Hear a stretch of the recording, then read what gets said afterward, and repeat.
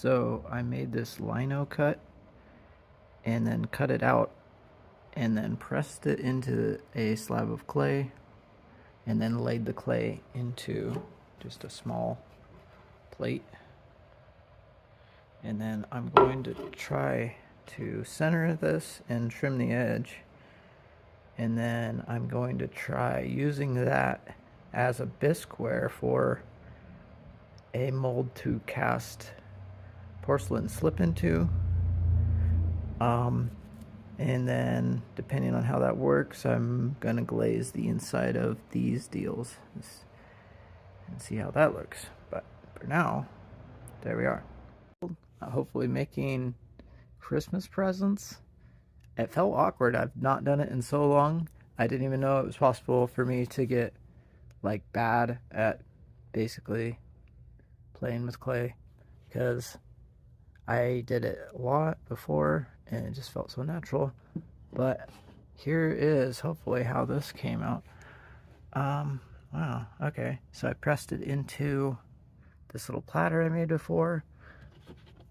After I had made this a lino cut with chisels and pressed that into clay, and so we've got a positive again. So I'm gonna make like a Christmas ornament and glaze it, but hopefully there's time to dry it and fire it. I might even try to fire one cone 06 glaze fire.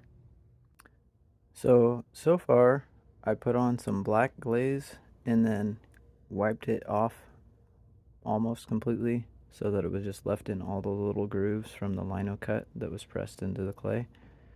And then I'm gonna put some more layers on after this, after it's dry, and try not to mix the layers of glaze together and make them muddy, but hopefully this will make it have plenty of depth. So now I've painted on a thin layer of a purple glaze, Wisteria Purple, cone 05, 06.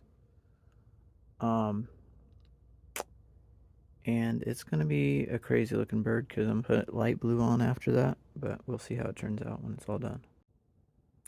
So there's Tahiti blue on top of the Wisteria purple and some white highlights, and then I'm going to clear coat it. So I've clear coated it. The clear coat goes on green, but it fires clear. It's this Duncan brand, which I think it's green because it helps you to be able to see how even the coat you have is over the other glaze or over the clay body, but it does make it kind of hard to tell what it's going to look like before it's finished. Anyways, it will be cool to see this out of the kiln. So here it is out of the kiln, and the color is amazing. It kind of blended together more like watercolors, a little more than I thought it would. Before I put it into the kiln, I accidentally broke its tail off, and I glazed it together, which is usually impossible. Just with a little bit of clear glaze. I don't trust it at all. That never really works.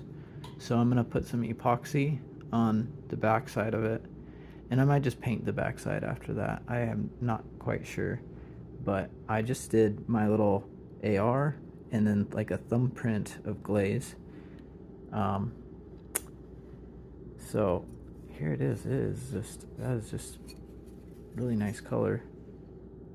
And the weird thing about these glazes is over the period of time that they start hitting room temperature, the color gets more and more vibrant. So I put epoxy on the entire back side of it. Just Gorilla Glue, clear epoxy.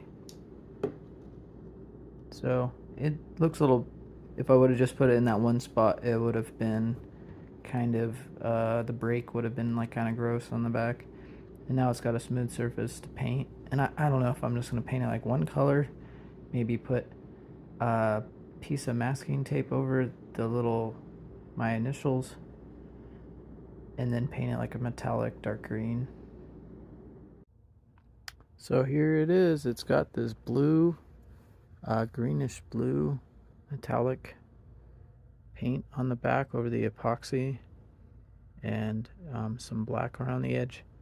I mean, it doesn't look super great in the back. It looks better than it did, and that's just supposed to be the back side anyways. And then here's the front, and um, got this little like lace thing to hang it by, and there it is. Looks pretty good, huh?